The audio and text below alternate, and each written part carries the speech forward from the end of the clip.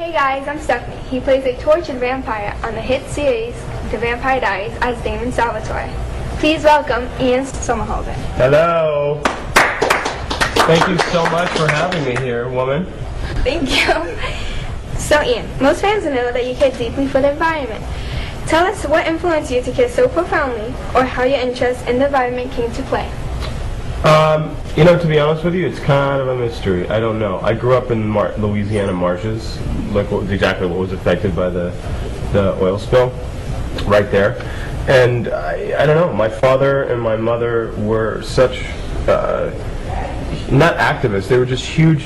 I grew up in an environment in which was totally natural, and the food sources in which we had came from nature. And I grew up with a great appreciation for nature because my father just instilled it in me and my mother, that nature is the most beautiful thing in the world that we have, other than obviously humanity. That flora and fauna, the animals, plants and animals of the world are the most important, and they're so beautiful. And if we just take care of them, then we'll be fine.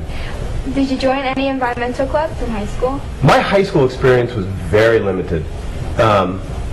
What clubs I did that I was involved in were primarily sports clubs. I left high school at a really young age. I'm not saying that's a good thing, but I studied, I did it through homeschool because I was living in Europe when I was in high school. I was modeling.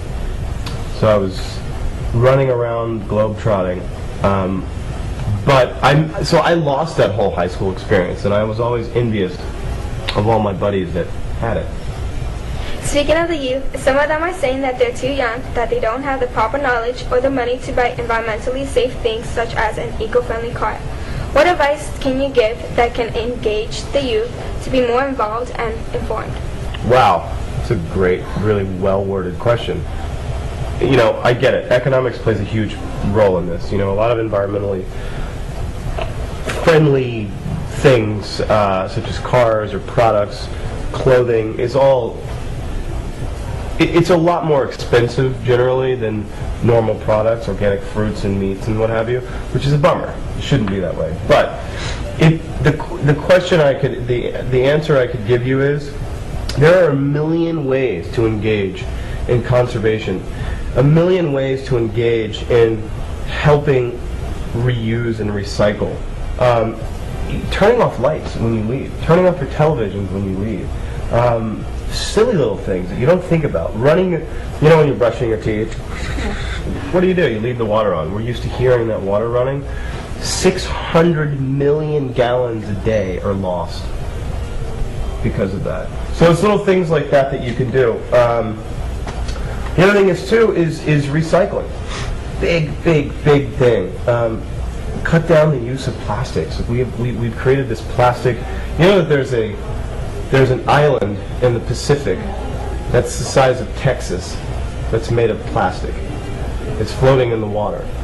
And I think it's the NRDC found that there are 44,000 pieces of plastic per square mile of oceanscape.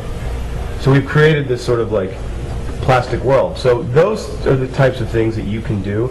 You don't have to spend any money on. You can kind of encourage other people to do. And it'll help a lot.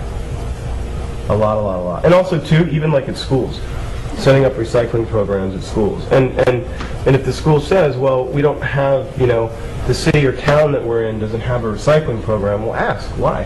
Why doesn't it? We're in the United States of America. It's 2010. So you can also ask your parents and have them ask the city council people why this isn't possible. You know what I mean? So there are a zillion things that you can do that don't require any money at all. So the word got out that you are in the works of launching your own foundation. What can we expect of the foundation, and when will it be launched? It's going to be launched on my birthday, actually.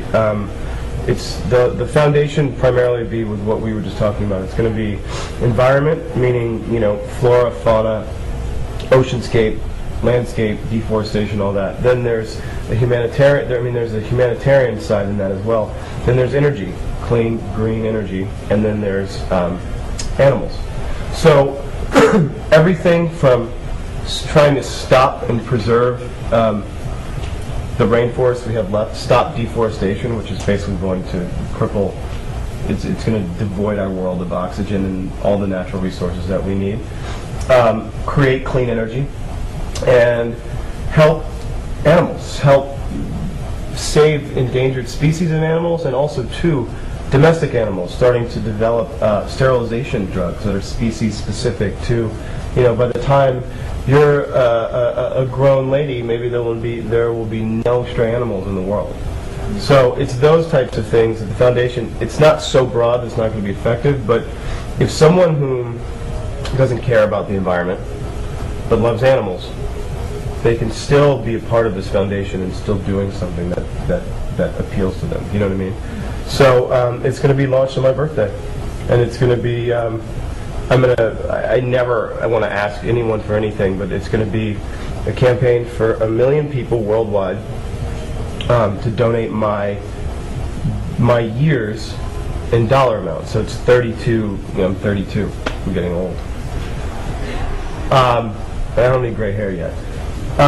So that's how we're going to launch it, and it's going to do some amazing things, and it will definitely be coming to your community.